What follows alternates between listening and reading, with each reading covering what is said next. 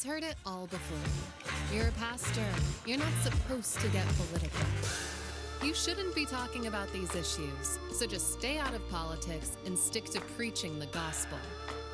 Life, marriage, sexuality, borders, ethnicity, these things aren't political. They're biblical. God's word has much to say about the culture we're living in. This is Our Watch with Tim Thompson.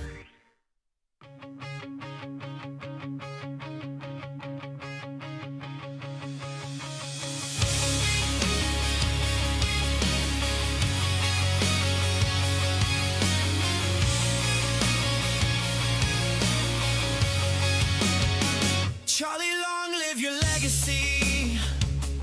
All the things you did for me. Waking up the youth of our country. Helping us all stay American and free. Fighting for the Constitution and American ideals. The Lord is with you and His word is your shield. May the angels take you up to heaven with God. You are a true hero and your courage leaves us in awe. Don't worry, friend, just rest in peace. We'll always remember all you did for this country. You're way up in heaven looking down.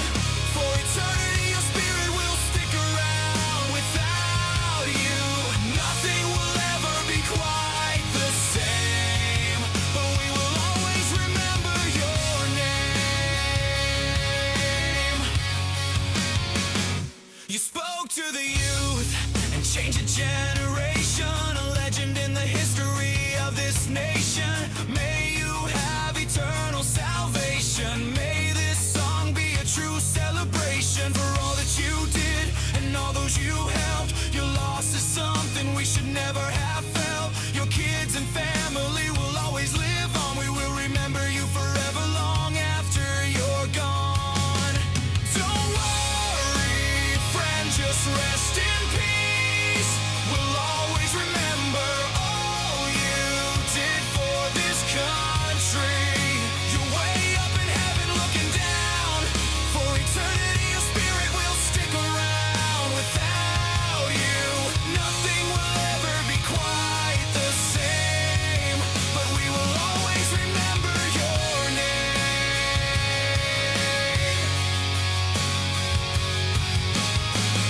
Every day we will fight like you, strong in faith. I can picture you at heaven's gates. I'll never forget what you did for me and my son. Helping save America and all that you've done. Don't worry, friend, just rest in peace. We'll always remember all you did for this country. You're way up in heaven looking down. For eternity your spirit will stick around. Without you, nothing will ever be quite the same. But we will always remember your name. And long live Turning Point USA.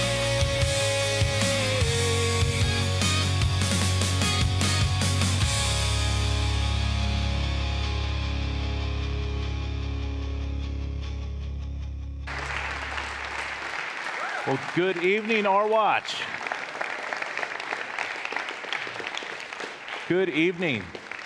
Hey, the artist of that song is Harrison Tinsley, and I don't know if you guys know his story, but the mother of Harrison's son wanted to turn him into a girl, and Harrison was not having that with his son, and he was fighting. They were taking custody away from him, and Charlie Kirk helped him out. He brought him out, brought him on his program.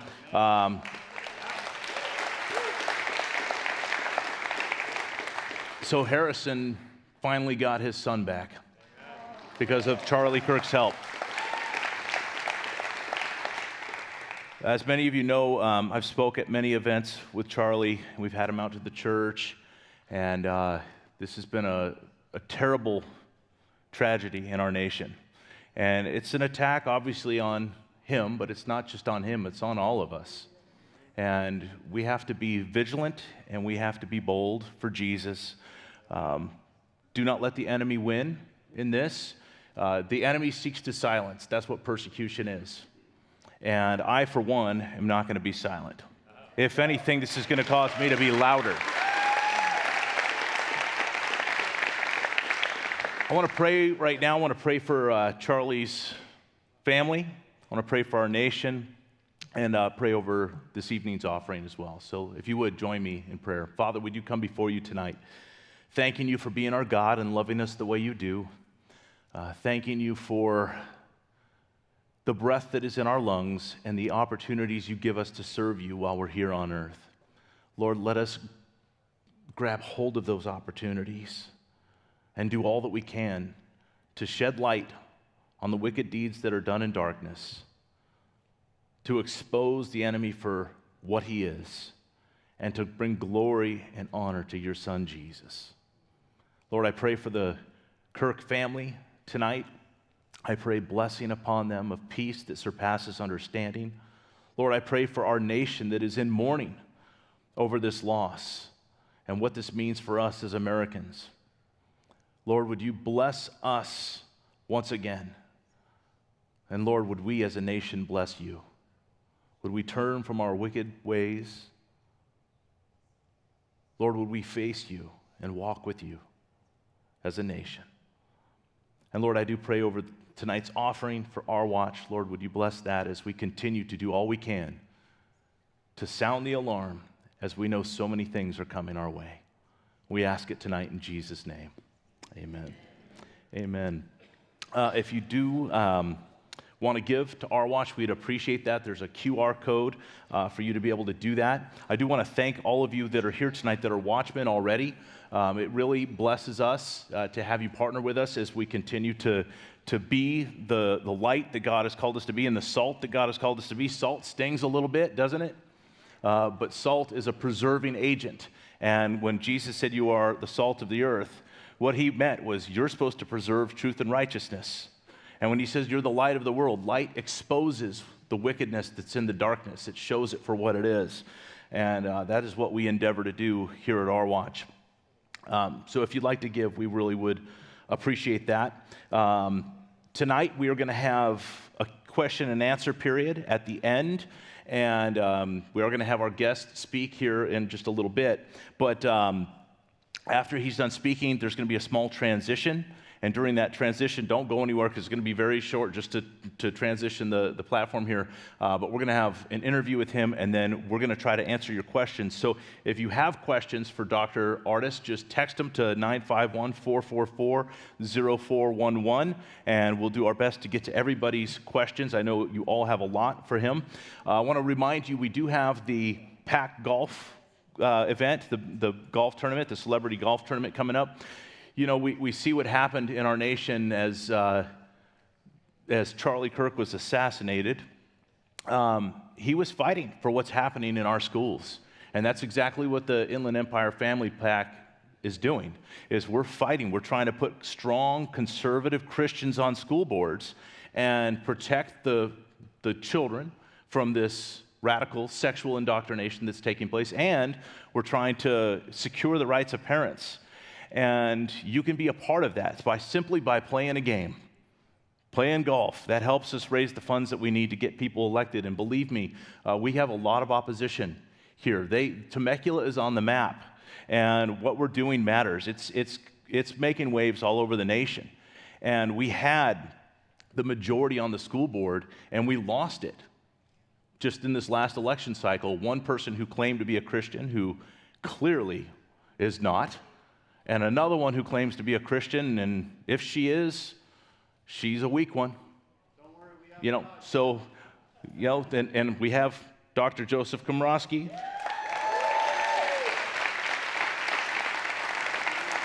And we've got Jen Wiersma. But they need some help. They need help, and we got to get people elected that are going to stand with them for truth and righteousness. And so I implore you, but this Sunday night's the last time for signing up for that golf tournament. And maybe you don't golf, you can donate, or you can be a sponsor. We would gladly accept that. But we have a lot of work to do, and that work does take money. So I'm not one of those pastors. Those that you go to church here, you know I'm not one of those pastors. I'm always asking for money. That's not my thing. But we are in a battle right now, and Temecula is on the map for this battle. And we need to fight, and we need to fight hard. If you're not a watchman, we'd ask you to consider becoming a watchman. You can. There's a QR code. Sign up, be a watchman. That gives you some perks. As you know, you get in early. You get the priority seating. You get the priority meet and greet. And then every once in a while, we have special gifts that get given out to the watchman. Tonight, you should have gotten a book already signed by Dr. Bryan Ardis. Oh, by the way, it's already signed. You can still go do the meet and greet, and he can personalize it for you. For those of you that didn't get the book is available, $20, and he'll be happy to sign it for you after you purchase that.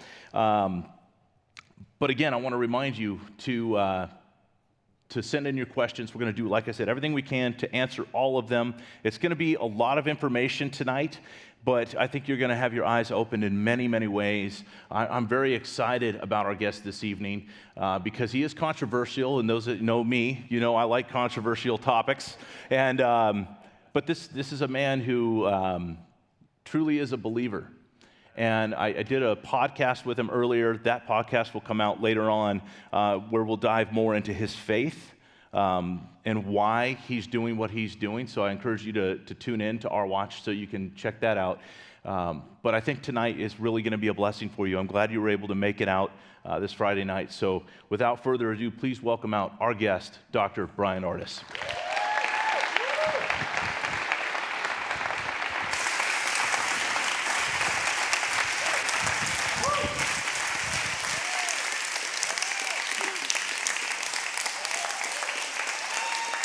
Hi, everybody.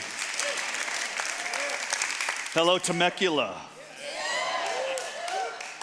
It's great to see you all tonight. Thank you for welcoming me here, and I'd like to thank Tim for the introduction. I hope you guys are excited for the evening, yet I really have to say I expect everybody's hearts to be a little bit heavy this week, as mine has been. You guys don't know this, but the last 5 years have been literally spurred on, sparked, period. You wouldn't even know who I am if it wasn't for my wife's dad, Jane, being killed in a hospital in February of 2020. And then later, 3 months later, in May of 2020, discovering the hospital protocol Anthony Fauci mandated for all hospitalized Americans with COVID-19 was actually more deadly and toxic than the protocol they put my father-in-law on just 3 months earlier. And I told her in my home that same day, reading those research studies on the actual mortality rates of remdesivir that I coined "Run Death is Near." I told her that day, just because I couldn't save your dad doesn't mean I can't save strangers around the world, at least one, if they can just hear the truth about this drug that is going to be pumped into their veins, which was intentionally designed to kill people. And then I lose, not too long later, I become very close and dear friends with a Dr. Zev Zelenko, who then passes away, and that was really hard. And then Dr. Rashid Buttar died a year later, and that was really hard and very motivating. And then my dearest friend of 16 years died on Saturday, and I was in the hospital room watching him take his last breath, and that has sucked. And I really wasn't over it. And then this happened with Charlie Kirk. And I've never met Charlie, but I've followed some of the work that he's done, and I'm truly grateful for those who are unabashful and unafraid to tell you the truth and to shake you and wake you and make you question the things that you've been indoctrinated to believe, which is truly the world we live in, which is a world of deceit. And so my thoughts and prayers have constantly gone out to Charlie's wife and kids more than anybody. It's devastating. And I know there's a vigil going on tonight too, and there should be many around the country and around the world in honor of him standing for truth and common sense and for God's teachings. So with that heavy heart, I appreciate you guys coming out. This isn't easy for me. It's a heavy week, but May of 2020, there was one day in which I felt this spark inside of me, reading the remdesivir research studies, learning that in print, the independent safety boards for the studies had made the funders aware that the drug was the most deadly toxic drug in these human trials and killed more people than the diseases they were treating. And something just exploded inside of me. I don't know what it was, but I knew it was God telling me, you better go tell the world. So, Tim said I was controversial or conspiratorial. I'm not sure why that would be. Everything I say is like common sense. How many of you are wearing nicotine patches? Don't y'all know that's addictive? Great job ignoring the warning labels, people. So just so you know, not everything you read, put in print, put in your face, on screens, on television, on airways is true or factual. And there is very much an intent and a reason behind that. But I do want to give credit where credit is due. My entire life, I would not have been available to testify in Capitol buildings alongside my medical comrades who I had zero trust for, but learned to love them and admire them. Like I just heard backstage, Dr. Peter McCullough was here, and many others, Zev Zelenko included, Dr. Ben Marble. There's many, many of them that I had the honor of going into state Capitol buildings on your behalf throughout COVID while y'all were locked down at home or staying at home or being told you couldn't go to church. I heard Tim kept church open, which was great. So applaud that. But none of that would have been possible without Jane, my wife. So give a big round of applause for her. She is, she's right here in the front. Stand up, honey. She's gonna love this. Yeah, wave, there you go, it's Jane. Now, Jane is literally shaken by people everywhere we go around the world, and they will walk up to her, and I will go, "Hi, I'm Dr. Ardis. This is my wife, Jane." And they will go, "Oh, you're his wife? Do you know how many lives you've saved around the world?" And she's like, What? And then undoubtedly the next statements are, "I would have never tried nicotine until I heard your story about you doing it," after 3 months of hesitation with me going, "You should do it, honey. You've got 2 years of long COVID symptoms you're struggling with." And then within 3 days, all of it left. 2 years of suffering. And 3 days of chewing nicotine gum she bought at Costco and didn't tell me. Just chewed it every day, all day for 3 days, and then stopped me in the hallway and said, "I have something to admit." And I was like, "What is it?" She pulls out this big old case from Costco of Nicorette gum. And I said, "You've been chewing that?" "Yeah." Now you have to understand, all of her kids, all family members, "Don't you dare do nicotine. It's super addictive." And at the same time, for 2 years, no matter what we've done, hydroxychloroquine, ivermectin, fenbendazole, zinc, selenium, everything I could throw at her, it didn't matter, it didn't help her. She had zero taste and smell for 2 years. Roaring in her ears, tinnitus or tinnitus, so loud she couldn't hear the TV or me sitting on the couch talking to her. As we're traveling all the place, she couldn't hear from this buzzing in her head. And then for 6 months straight, she would stand up and get vertigo and start to fall. And that was called POTS, if you've heard that acronym. So when you change position, your blood pressure tanks, and she would just start to collapse, and I had to stand there and hold her. That's what she dealt with for 2 years after a mild case of COVID in 2020. And it took 3 days of nicotine gum to get rid of all of it. Isn't that amazing? And when I tell that story, because anybody that wants to go like this, "That's crap, don't listen to him, he's controversial, he's conspiratorial, there's no way, don't listen to him, he's a chiropractor," and I'm like, what? My whole home changed. There's no way you're going to convince me this didn't help you, or that it works. It's amazing.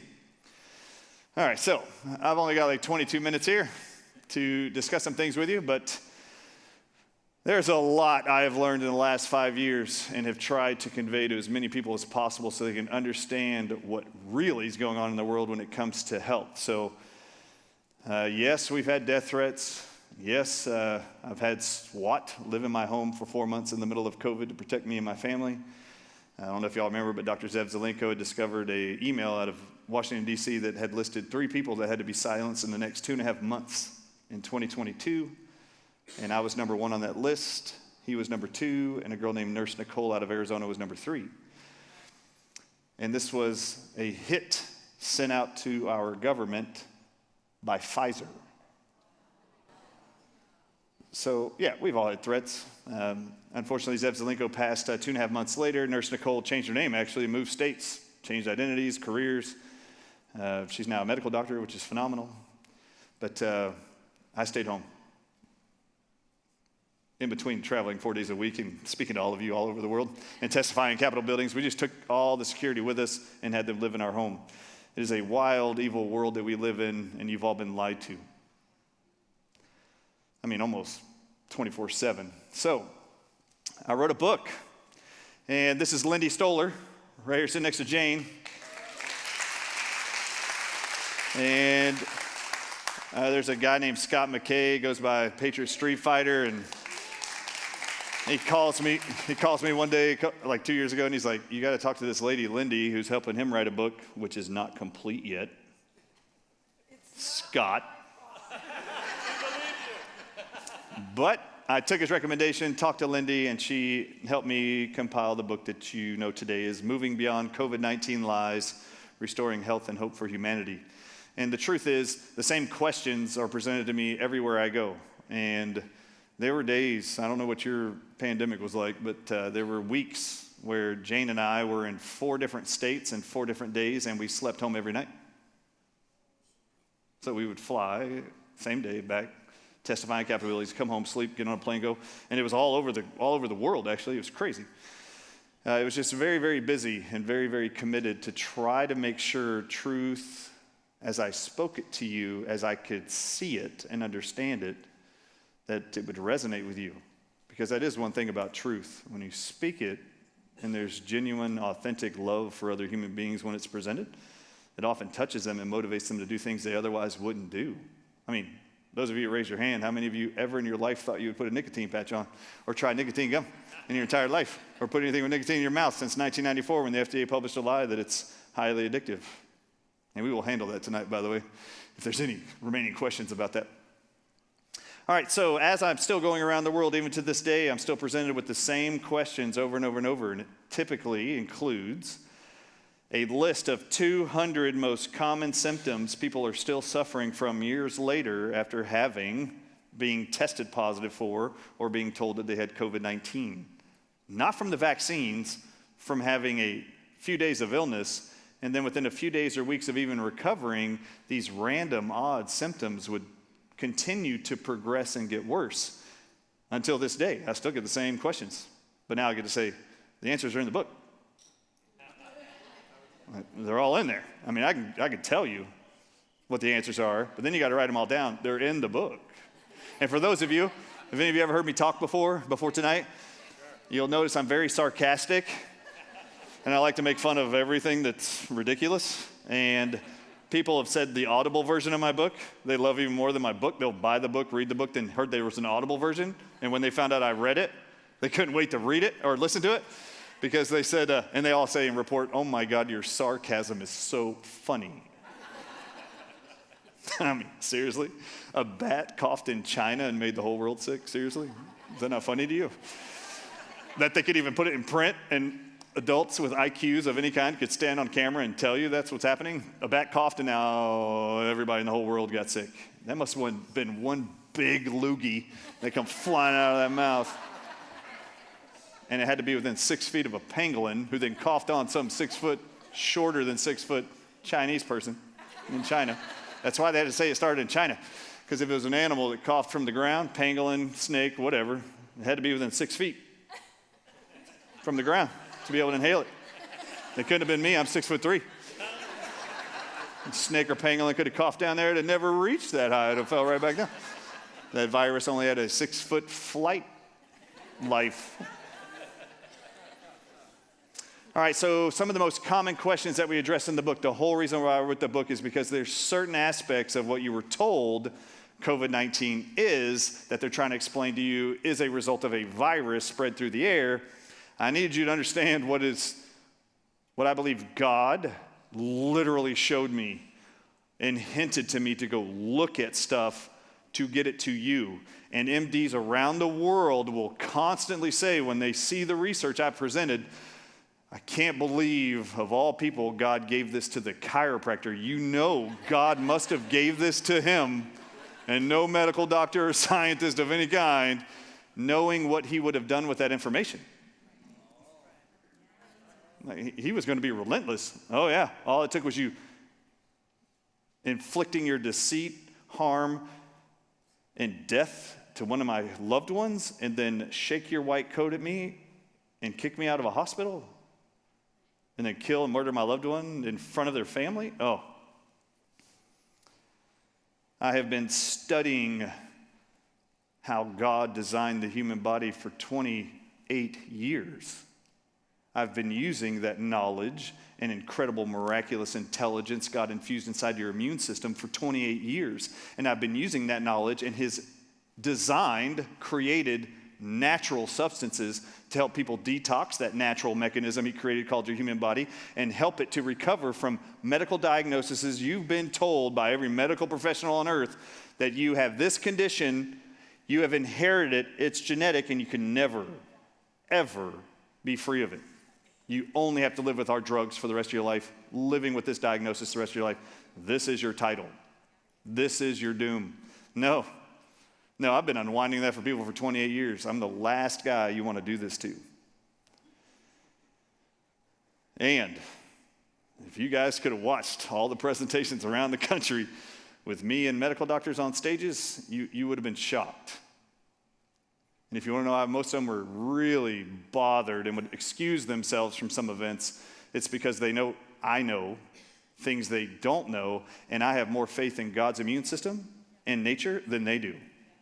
I have more faith in God's created nature than I do in man's lab-created science. Period. So I always go there first. If you haven't noticed, the supplement line I have is called what? Nature wins. Nature always wins. Ask the tornado belt of Oklahoma if nature wins. Nature wins. Remember the old adage, an apple a day does what? Who? Doctor. An apple keeps the doctor away? Okay. An apple a day keeps the doctor away. When's the last time you ever heard that published, stated in the mainstream media ever? Or in a poster in an elementary school? Why did they delete that in the 90s from all of your awareness? What are you told now in replacement of an apple a day keeps the doctor away? What are you told now? Oh, it's very specific. You need this every season. You need a shot, a vaccine for every ill to stay healthy. In fact, a child can't live on this earth in America for more than 24 hours without getting a vaccine called the hepatitis B vaccine.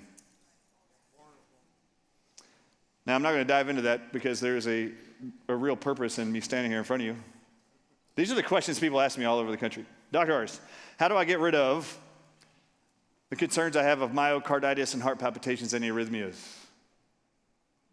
Well, it's in the book, but the number one thing would be nicotine. Number two, what about blood clotting issues? How do you handle those? It's in the book. However, God actually created stuff. Do you guys remember Dr. Judy Mikovits's Plandemic documentary? Has she been here on the stage too? Yeah, Judy's awesome. So she mentions in that documentary, which I found amazing, she goes, when Mickey Willis asked her, if the elites are going to create a pathogen that's so deadly, wouldn't they want to protect themselves and have an antidote? And do y'all remember what she said was the antidote? She goes, well, they have one. Do you remember what she said? It's a drug called Suramin. Okay? Now, without looking up Suramin, and within about a year of actually watching that documentary and knowing Judy for a year, she's brilliant. But in my discovery that COVID-19 and all the spike proteins of COVID were actually found in 5 different countries and 5 different DNA labs to be identical to snake venom proteins from the king cobra and the crate snake. The moment I learned that, do you want to know what I went to research? What is God's natural answers to venom? Imagine my shock that one of the first things that pops up is a study titled 100 Years of Suramin.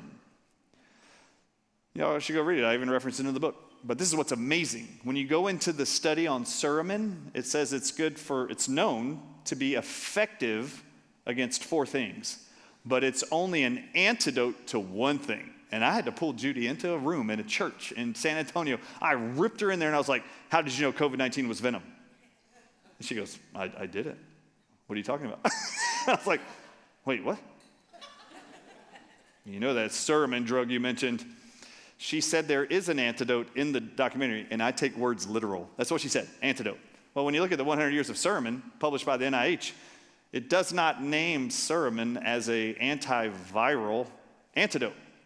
It says it's effective as an antiparasitic, it's effective as an anti-cancer product, it's an antivirus, I think is what it was.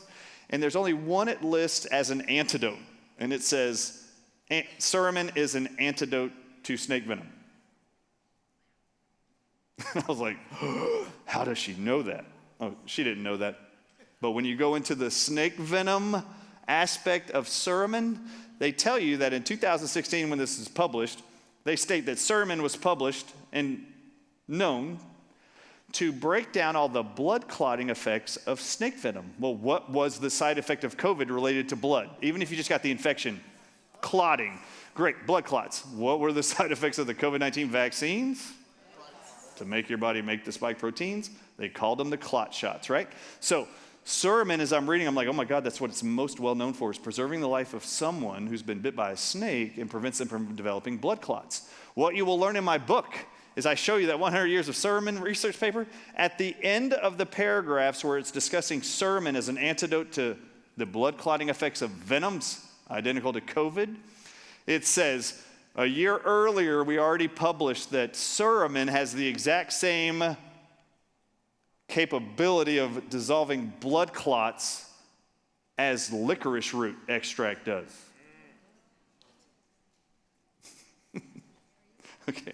Suramin only comes by prescription, people. Licorice root doesn't. Okay. So when you look at our foreign protein cleanse product, which is in the book, and I explain to you, you know what you really should be getting? Licorice root. You can drink it in a tea, an extract, tablet, I don't care. Chew on it. And I'm not talking about Twizzlers. I know I'm in California, but I hope you guys know we're not talking Twizzlers. Licorice root. Now, my foreign protein cleanse is an attempt to try to address the 3 main causes of the spike proteins of COVID. Now, listen to me. Long COVID now has a list published, it's in my book, published by our government in 2024, that there is a new long-term health effects of COVID document, and they label 200 new symptoms and medical diagnosis diseases that are now allowed to be called long COVID. Now, every single one of the 200 in the list include only any of these 3 types of trauma to the human body. Neurological, brain, nerves, spinal cord. So nerve damage. Number 2, blood issues or organ failure. They call that cytotoxicity, cell toxicity in your organs. All of them are in any of those 3 categories. Neurological, blood disorders, or organ failure. You follow me? Do you know what else? Every snake venom all venoms only have 3 toxic impacts on the human body. Do you know what they are? Neurological, blood, and cytotoxic. So I walk you through in the book. I don't care what you're struggling with. Raise your hand if you knew schizophrenia is now a long COVID diagnosable disease. It's in the list. Did you know PTSD is now a long COVID diagnosable disease by your psychiatrist that now they can drug you for? Did you know general anxiety disorder is on the list? Depression is on the list. Type 1 and type 2 diabetes are on the list. Obviously, myocarditis is on the list. Did you know that myocarditis in 2021, while we were all locked down, me and Jane weren't locked down. Me and Jane and Peter were flying everywhere, every day. We're both in Dallas, 20 minutes apart. We're on every flight, every day, everywhere. It was amazing and overwhelming. But did you know that in 2021, while we're all doing that and everybody else is being told they can't go to church, was it really true that in California, by the way, there were some parts that said you can go to church but you can't sing? I think we should do a whole conference on what's the dumbest thing you heard said during COVID. I've got a whole list. I need to write a book, 99 dumbest things I've heard during COVID. You can go to church but you can't sing? What in the world? Did you know that during that period, in 2021, researchers were being paid by our federal government to research injecting a virus into mammals to induce myocarditis? Within 24 hours of injecting this virus. And when they would confirm that the heart was damaged and all symptomatology was there that these animals did have myocarditis, did you know that our government funded and paid them to find out if they could reverse mammals' heart damage called myocarditis with one thing and one thing only? And do you know what it was? 3 days of a small dose of nicotine. And on day 14, they show you the slides. They dissected these animals' hearts. Do you know by day 14, 100% of all damage to the heart was completely reversed and healed, which is 3 days of nicotine? Ask your cardiologist if nicotine is right for you. Because if you're still listening to Peter, who is a cardiologist, what does you hear him say now? He tells you if you got acute COVID, long COVID, first thing you should do is nicotine. That's all. That's what he says now. Can't help it. We have inundated the airways. Have y'all seen any videos of me talking about nicotine? I didn't realize. I thought I was going to be the remdesivir guy forever. Then I became the snake venom guy. Then I became the nicotine guy. I don't know what'll be next. Be the Temecula guy. I'm going to say something really cool here.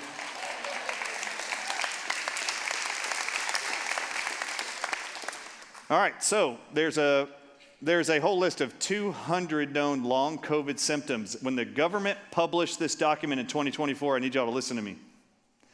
They published in 2024 that these 200 combined symptoms that include neurological and psychological conditions, diabetes, kidney failure, heart failure, digestive issues like Crohn's disease is now a long COVID symptom or diagnosable disease.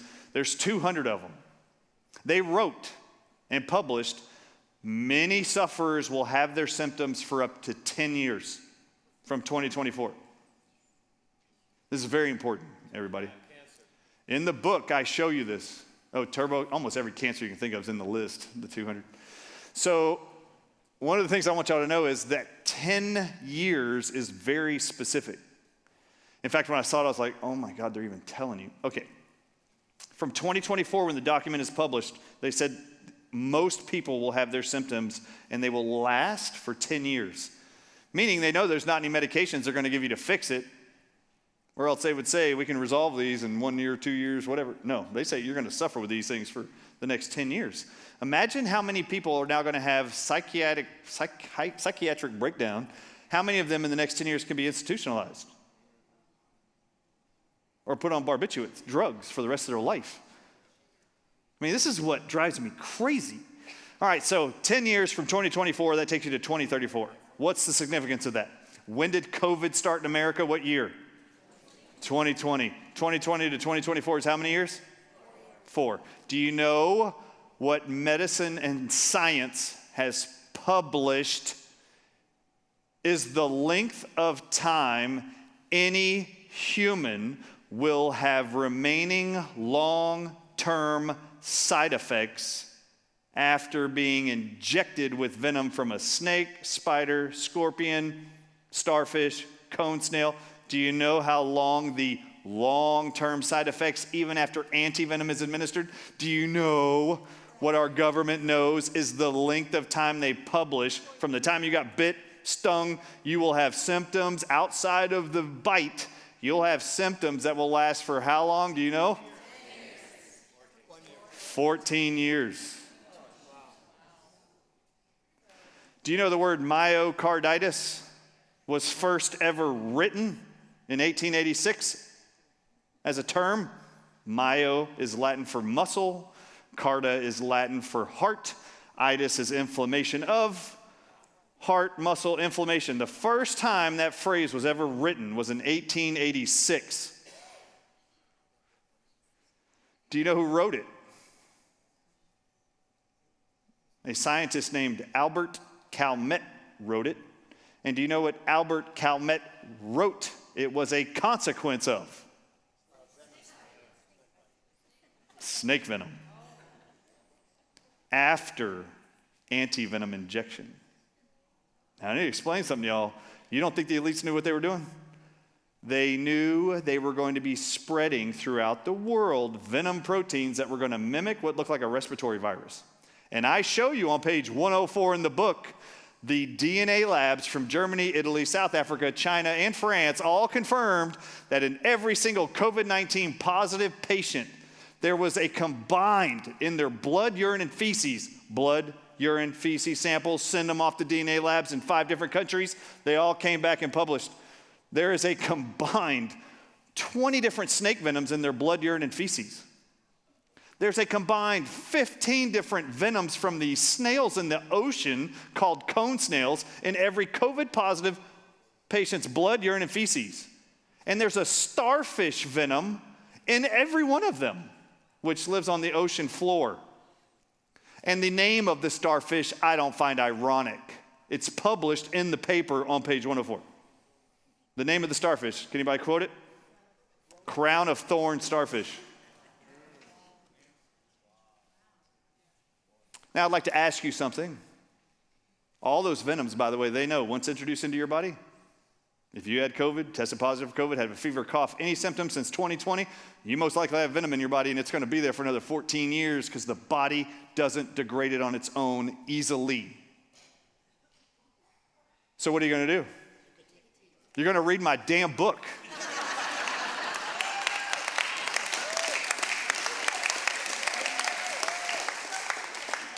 Only the controversial chiropractor is going to tell you the truth.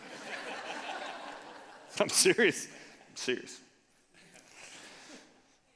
So all those venoms are in there, but I have a question, and I'm out of time. It just ended. This is going to be great. This is how we're going to end it. I'd like to ask y'all, if they found a combined 16 different venoms in every COVID-19 positive patient from Italy to America to South Africa, I'd like to ask you, if they found the venoms of 16 different ocean floor dwelling snails and starfish in all of you on land, I'd like to ask you, how did those cone snails and starfish cough on the bottom of the ocean and they come up to the surface and catch whatever current or jet stream to sweep it all over the earth where all of you had it?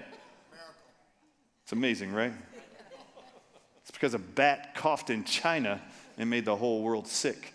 You've all been lied to. The hope is in the book. Lives are being transformed around the world by the information in this book.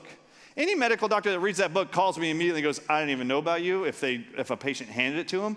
And they're like, I didn't even know what to do with my patient who had angioedema. Do you know what angioedema is? Swelling of the eyes, lips, ears, genitals. Do you know what that is? That's a very specific venom protein. The first venom protein found from the crate snake that was published in every DNA lab was the most found in people's bodies. Do you know what the natural antidote to that is? Very good. Nicotine is one of those.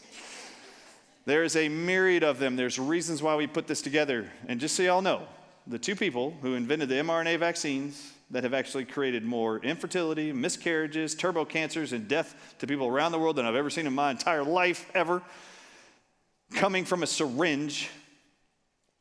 The 2 people that invented that work at the University of Pennsylvania, and they just won the Nobel Prize in Medicine in October of 2023. Their names are Drew Weissman and Katalin Kariko. And just because it's hard to believe doesn't mean it's not true. Go look at Dr. Katalin Kariko and Drew Weissman's research studies funded by the NIH, Dr. Anthony Fauci's lair, since 2009 in developing these gene therapy vaccines called mRNA shots for COVID in 2021. In every one of their papers in developing these, they say they They have to in order to damage the DNA, to cleave your RNA and DNA. In every one of their papers, they say we have to use a substance called snake venom phosphodiesterase to damage the DNA of the mammal, to do our gene editing. Do you know what snake venom phosphodiesterase is? If you just type it into Google, what does this do in the human body? Number one published side effect, it causes rapid blood clotting in the human body. What do you call the shots? Clot shots. What dissolves blood clots? Licorice root, I just told you. No, this is why this is important. Everybody thinks nicotine's going to handle it. The 36 different venom proteins that I show you in the book, over 20 of them are completely cured with nicotine. If anybody tried nicotine and it didn't work, it's because you didn't read my book, because I walk you through all the other venom proteins and all their natural cures. The nicotine does not resolve the blood clotting. Those red blood cells are sticking together, and there is something triggering that to happen. Licorice root, cinnamon are two cures to that blood clotting. N-acetylcysteine at 2,000 milligrams a day will completely dissolve those blood clots. And those are all 3 supplements you can purchase over the counter. There's answers to all of them. That's why the book is there. That's why the subtitle reads, Restoring Health and Hope for Humanity. Why? Because no one deserves to be suffering needlessly for the next 10 years, if I have anything to do with it. I'm Dr. Bryan Ardis. Thank you for coming. We'll do some Q&A or something here. Thank you for coming out. I'll be right back.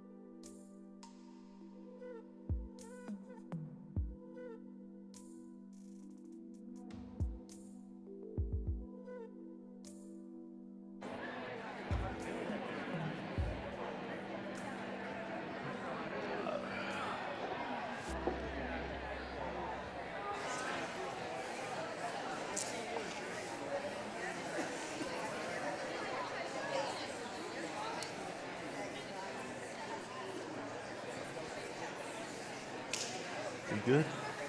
All right. We're back. All right. You guys having a good time so far? I told you, it's going to be like drinking through a fire hose. There's so much information coming at you, but I really do pray that tonight is a blessing to you to be armed with good, solid, true information. We're being lied to everywhere, and those of us that have the Spirit of God in us, we know this, we discern it, and God is opening our eyes to so many things. And so that's why I think nights like tonight are so important. Dr. Bryan Ardis, so glad that you were able to be here with us tonight. I want to ask you a question, and for me, this is more, it's prophetic in nature. I want to ask you, do you see parallels between biblical warnings about deception and what you've witnessed in medicine and public health today? I absolutely do, actually. I have a great appreciation, too, for the medical doctors who often would say behind the scenes, because they wouldn't say it publicly, that this is very much a spiritual battle that we were in during COVID. I found that very odd that they would say that to me, because you always think they're very just scientific. But it was very impressive that so many people could recognize that. But things have been brought to my attention and I believe revealed to me by God to help protect people physically and spiritually from the misery you were going to experience otherwise. I mean, I don't know if y'all know this, but the suffering that people endure when they are sick and ill, you know how many people turn their back on God or dismiss God or get mad at God and angry with God? And one of the greatest rewards I ever experienced in practice were people coming to me saying, because you relieved my loved one's suffering, our marriage was saved, my relationship with my kids are now renewed, and we're back in church and we found God again. So it was very interesting to watch that there was so much needless. When I say needless, it is truly needless. But one thing that was brought to my attention was, this goes back with you, we mentioned this in the podcast we did earlier today, is Revelations 18:23, if you guys have read it. But in the final days, the last days, it is stated, all nations of the world will be deceived by one word. Pharmakia is the original Greek word. And pharmakia is the basis of the word pharmacy. And that Greek word literally translates in English to witchcraft and sorcery. So, ask your doctor if CVS Pharmacy, Walgreens Pharmacy is right for you. Actually, ask your pastor if witchcraft and sorcery are right for you. I've got a passion for, I got to be serious. I have a passion for eschatology. For those of you new to Christianity, eschatology is the study of end times.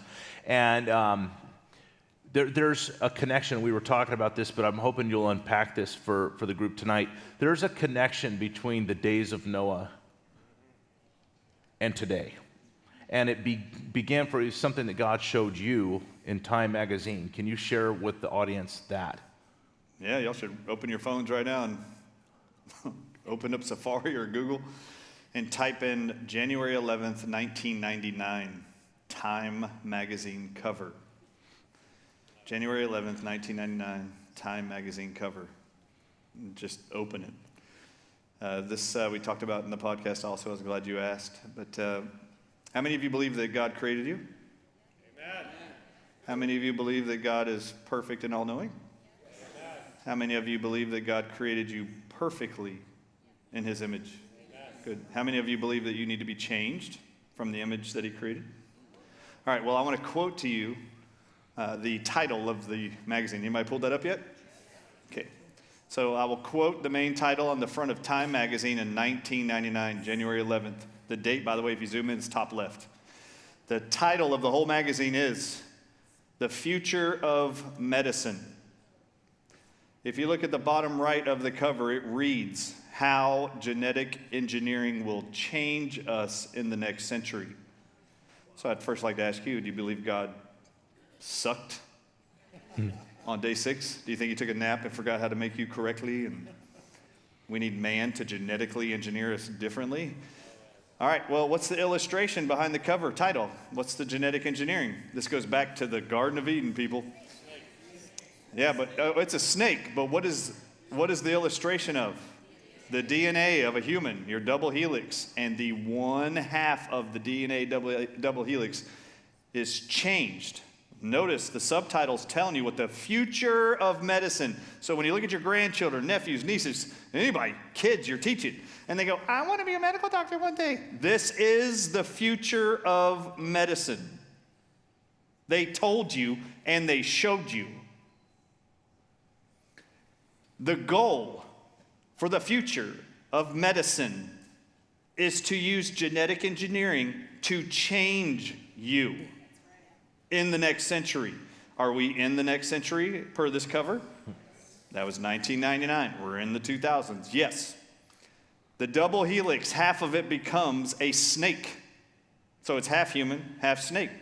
Do you remember what God said to Lucifer in the Garden of Eden? He said, I'll place enmity between you, the seed of the woman, seed of man, and your seed.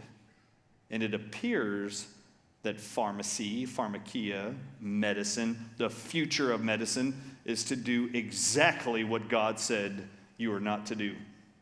You are not to intermingle those two genes or those two seeds. And this is exactly what they're working for. And if you don't know what this term is, you should start studying it. There's a $1 billion funded research right now called CRISPR technology. This is where they tell you we can delete your God-given genes that are creating all of your problems, which is a flat-out lie, by the way. All of your high blood pressure you think you got from your mom and dad, flat-out lie. All of your diabetes you got from your mom and dad, flat-out lie. You've all been lied to the whole time. Oh, nicotine's addictive, by the way. You were lied to the whole time.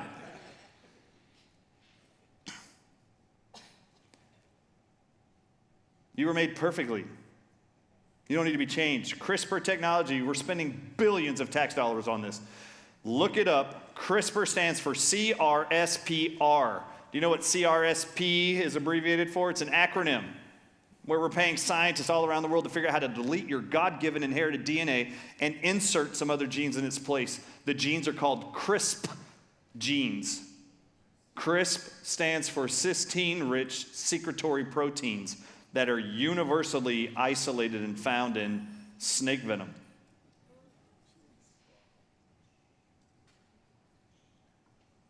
Do you believe God intended you to have reptile DNA inside of you?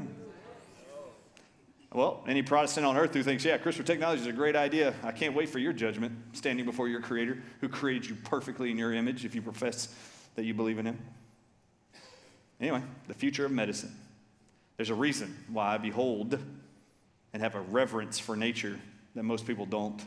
Why? Because I have more faith in God than you do. Those of you who choose vaccines, drugs, pharmakia over nature. Since when do you believe synthetics, fake things made by man is better than what God made? And I believe it's time to bring a remembrance back to that fact. And the reason I brought up, as of the days of Noah, if you're new to Christianity, one thing you have to know is that Jesus came to this earth once, and He is going to come back. And the question is when? And it's not a new question. If you go home tonight and open your Bibles, read Matthew 24, because the disciples wanted to know 2,000 years ago, when are you coming back? How are we going to know? What are the signs of your return? And Jesus said, you want to know? I'll let you know. And He gives a whole list of things. Whole list. The first thing is there's going to be mass deception. Is there mass deception right now? Absolutely. Another thing Jesus said was, as it was in the days of Noah, so it will be when the coming of the Son of Man will be. So I'm going to come back, and when I come back, it's going to be just like it was in the days of Noah. What was happening in the days of Noah? Satan Intermingling and demons of seeds. Yes. And what are we doing today? So what does that tell you about the return of Jesus? It's coming soon.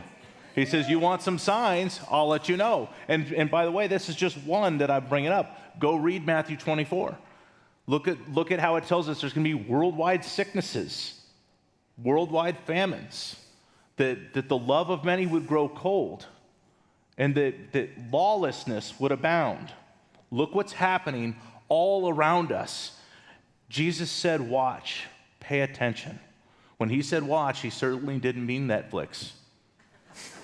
Okay, He wants us to open our Bibles, read what He said, and then start looking all over the world and say, what is going on? And He wants us to be aware that He's coming back. And He is coming back soon, I believe. I pray so. I do too. So, do you have a favorite COVID vaccine? I wrote that question. That's funny. Me and Lindy were going to this. I was like, I wanted him to ask me what's my favorite COVID vaccine. No, I don't have any. None are my favorite. All the ones that are in the trash are my favorite. Yeah, those are my favorite. Oh, there are people that have asked us for years on stages, well, which one's least dangerous than the others? What?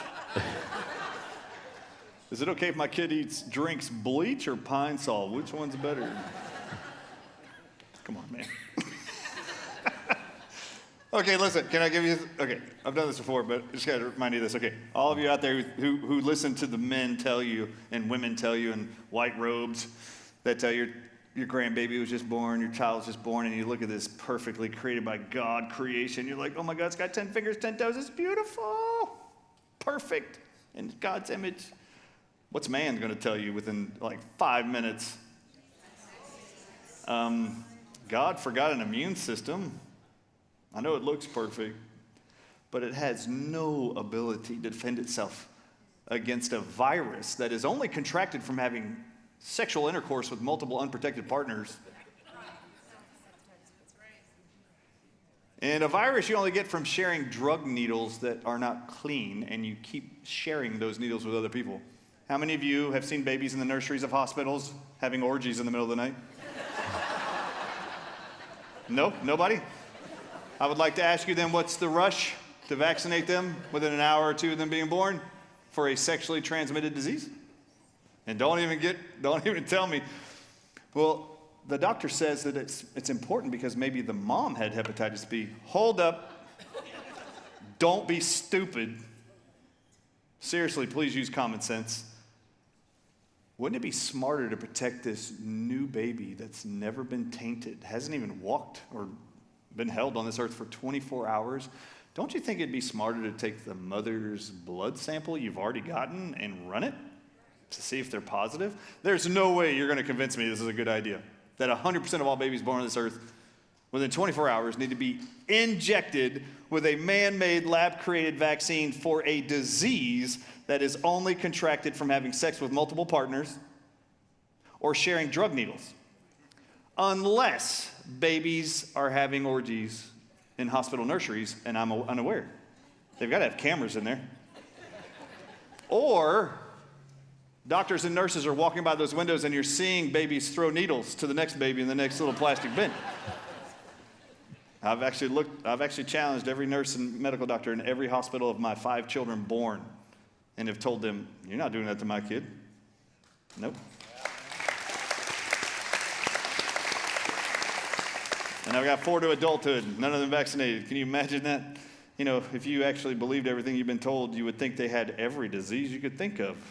Disabled, infected, on multiple drugs, and none of them were on any of those things and never had a medical diagnosis. Completely healthy. You know why? That's how God made them. So I just need to remind you, God did it perfectly, don't forget it. Don't let other people make you think otherwise. Yeah. You know, both of us know people whose eyes have been opened, medical professionals. Their eyes are open. As we were discussing earlier, we had Robert Kennedy Jr. out several years ago. I had 2 medical doctors in the audience. They came up after a 2-hour talk with RFK Jr. They came up, they said, Pastor, we learned more about vaccines tonight in 2 hours than our entire time in medical school. Their entire time. So we both know people with stories like this. Why do you think it is that... Oh, you know what's amazing? RFK Jr. is not a doctor. Yeah. And imagine he taught them more. An attorney taught the medical doctors more than they knew. Yeah. Oh, you know what people would say to me? Why should we listen to him? He's just a chiropractor. And I'd go like this. Really? In churches? Really? I thought Jesus was the son of a carpenter.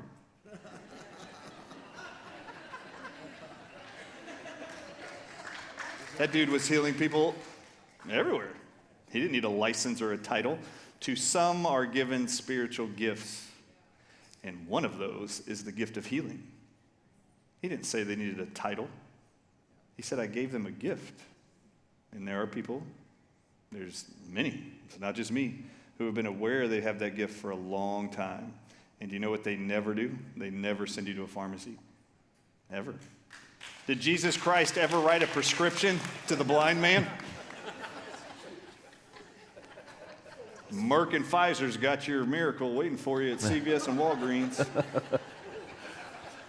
Oh, which COVID-19 vaccine do you think Jesus would have gotten if his return was during COVID?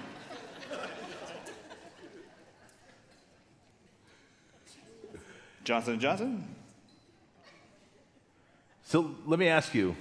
Do you think Jesus would have said, bring all your little No, children to me? I need to except the get this vaccinated question ones out. And unvaccinated ones? I need to get the question out. Why do you think so many of these medical professionals are silent when they know, they see the truth, but...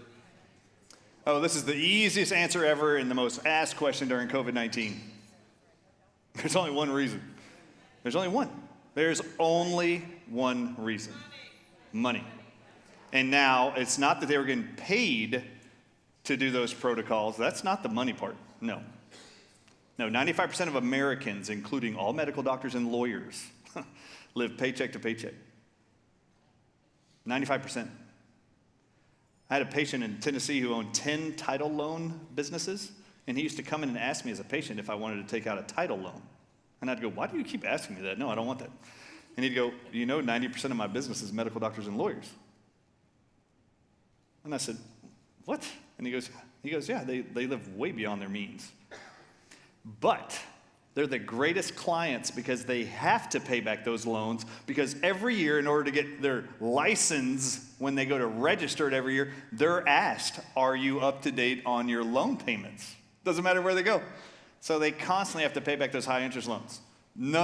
All of them were deathly afraid they weren't going to have money to pay their mortgage, their electricity bills, their second homes, tuition. It was all about fear of money. Oh my God, it was disgusting. That's it. That's the only reason. They needed the job and were afraid that if they lost and got fired, so they just went along. Well, I consider you an accomplice to murder.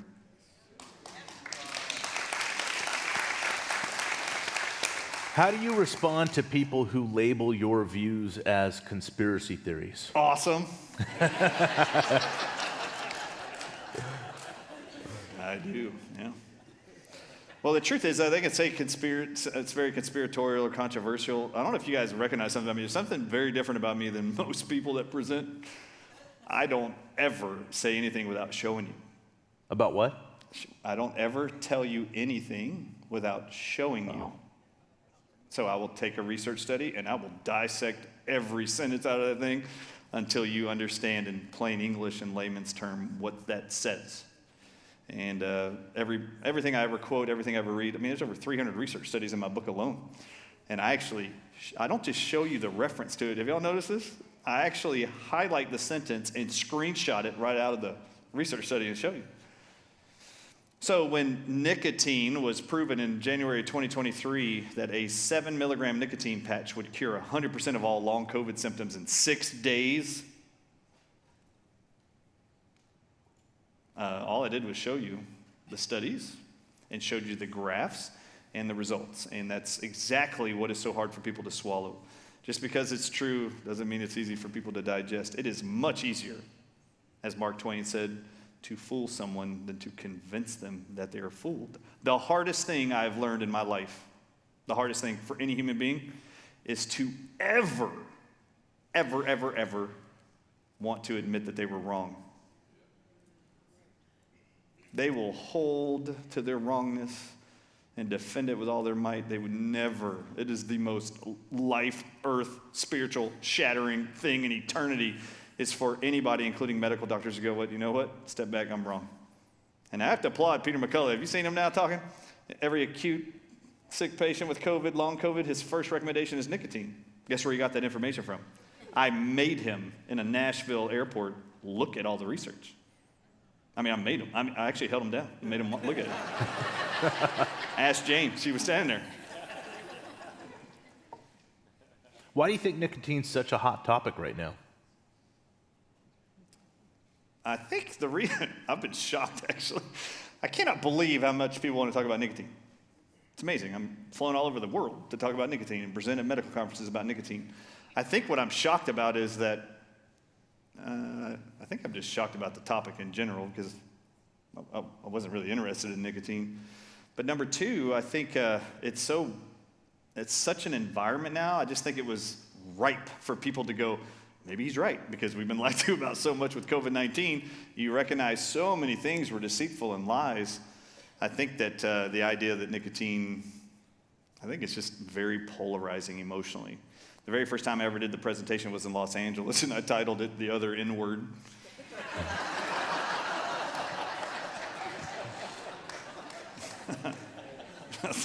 And I grew up in the South, and there was an N-word that made a lot of people uncomfortable. This one, this other N-word, man, it drives everybody bonkers, it seems like. It's pretty funny. So in the nicotine discussion, I'll just tell you, the one thing that makes it so exciting, how many of you can tell there's been improvements in your life physically with nicotine that are using it? It is phenomenal to watch people's lives transform with something. Oh, can I ask y'all something? Who made nicotine?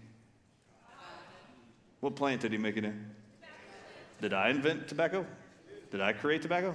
Did I create nicotine? No, God did. Do you know every cell in your body that God created on day 6? All of them. Your red blood cells, white blood cells, your T cells, your B cells, which are your immune system cells to fight infection. Do you know every cell in your brain and in your heart have nicotine receptors in them that activates the cell to work as God designed it? So anybody out there that's like, I can't believe I'm listening to this guy talk about nicotine, shame on you. You should go ask God at Judgment Day, hey man, the FDA said, why did you make every cell in my body want it and benefit from it? I didn't make the plant, I'm sorry. God did. Y'all take your beef with him. I'm just telling you, it is phenomenal. And just so y'all know, anybody out there going, I would never try nicotine, you already did probably today. You just didn't know it. Nicotine is second high. Did you know tobacco is actually in the nightshade family of vegetables? Did you know that tobacco is in the nightshade family? It has the highest amount of nicotine. Do you know that eggplants are the second highest containing nicotine plant on earth? I didn't make that one either, by the way. God made eggplant.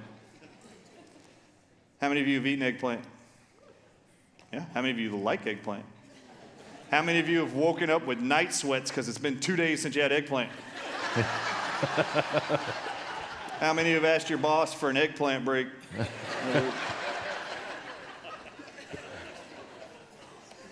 Do you know what the third highest containing nicotine plant on the planet is that I didn't make either?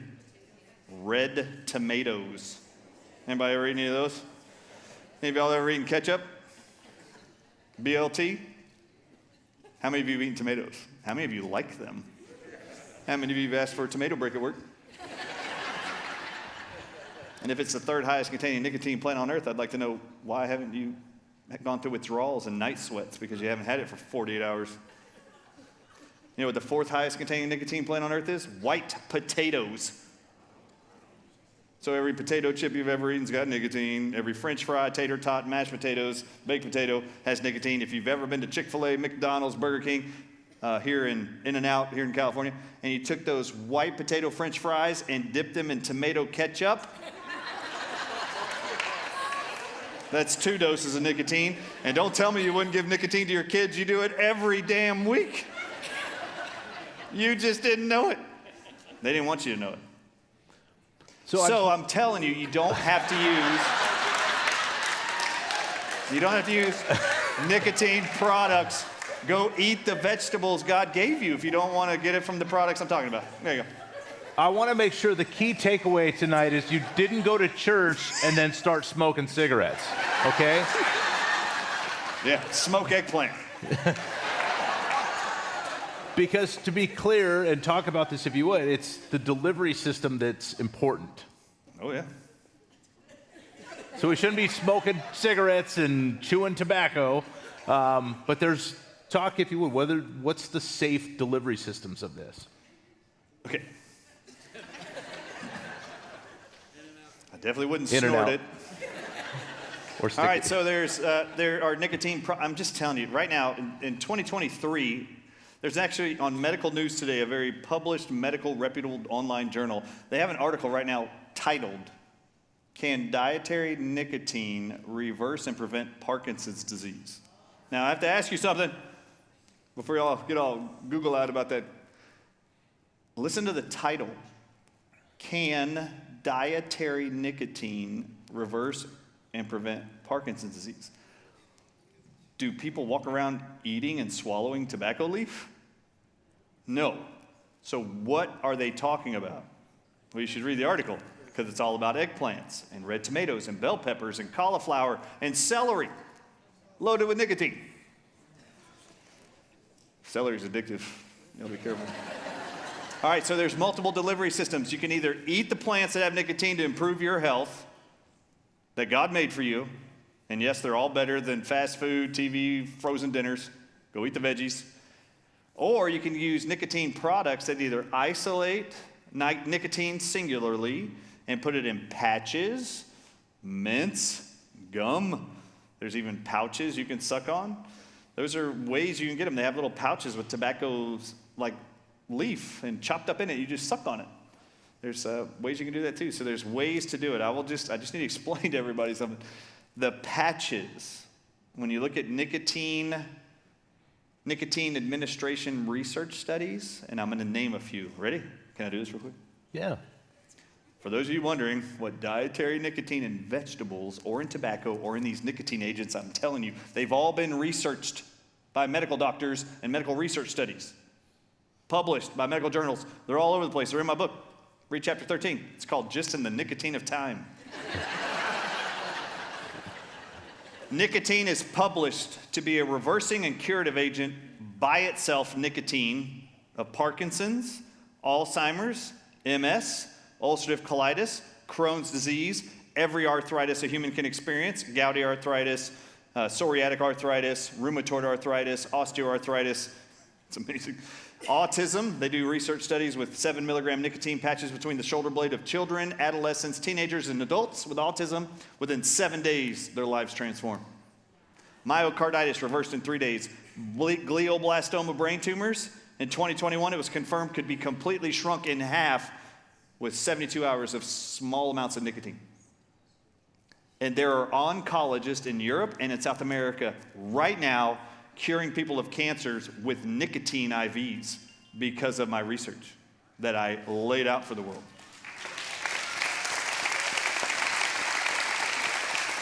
So, you either eat nicotine or suck on nicotine products that are for sale over the counter, or you wear patches. Patches, I'm just going to tell you, I wear a patch every day and a half for 4 years. I'll wear one every day for the rest of my life. If somebody wants to ask me why, I'll explain it. But everybody thinks there's like these 7-day windows, 6-day windows. Why are you still doing it? I'm going to do it every day the rest of my life. I don't know how long y'all want to do it for, but I can tell you exactly why I'm going to do it. All right, so the patches themselves are designed to give you the full dose of nicotine in the patch delivered over a 24-hour period. So it's a slow introduction into the body. If you eat it, suck on it, you get the full dose of whatever the mint, the tablet, the gum you're sucking on, you're going to get it in like 5 minutes. And for some people, that's a really intense detox from the thousands of poisons you have actually been exposed to. Did you know glyphosate, which is in most of the food you've been eating your whole life? Do you know it binds to alpha-7 nicotine receptors, the same ones that the spike proteins of COVID did? And do you know that every cell in your intestine, stomach, esophagus are lined with alpha-7 nicotine receptors? So if you swallow nicotine and feel nauseous, you ever had food poisoning? Your body just released poisons galore from every cell in your intestines. And you're going to feel diarrhea, nausea, whatever. I prefer a slower or a lower dose. If you try a 2 milligram gum and you get nauseous or queasy, you're not going to throw up. But if you get nauseous, you're like, I don't really feel that good. Good. Spit it out. Wait the next day and bite it in half and get 1 milligram, or roughly 1 milligram. I recommend doing it slowly. Slower the better. I currently am doing a 5 milligram nicotine patch every day. I've actually did 3.5 milligrams for a long, long time. I was at Turning Point USA with Alex Clark a couple months ago, and we talked about children, the doses I use, and that was a good interview. She goes, would you ever give nicotine patch to kids? My wife and I have 8 kids and 4 grandkids. We've already given it to them. All right. So I'm like, yeah. And she goes, oh my God, this interview is going to be a big problem for me. And I looked in the camera and I said, no, Alex, no, this is going to be a big problem for Big Pharma. Yeah. And I want you to understand something. Science and medicine doesn't want you to trust God's immune system he gave you. They don't want you to trust that. They want you to trust their drugs. So go to the ER for every illness, every ail. I mean, that's just what they want. They also want you to not trust anything God made, including his plants. Do you know that Big Pharma right now is bribing 200 countries who have already introduced legislation to ban all tobacco access and nicotine access by the year 2030? 200 countries. And at the same time, do you know there's 24 drug companies that right now have patents for synthetic nicotine to be prescribed to you as a drug? At CVS or Walgreens, Rite Aid? If it's so bad for you, why are they bribing all these countries around the world to ban it? There's a reason. Can I give you an example of what Big Pharma does? Or do you want to ask me another question?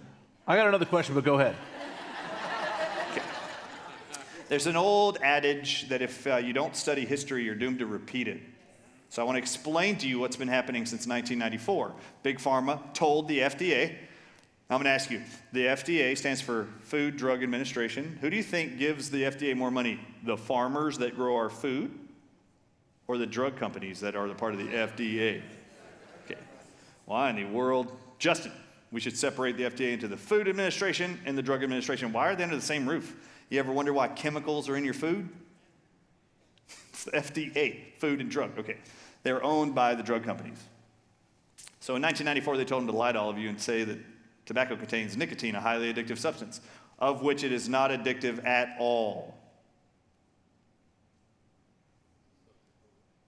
I mean, at all.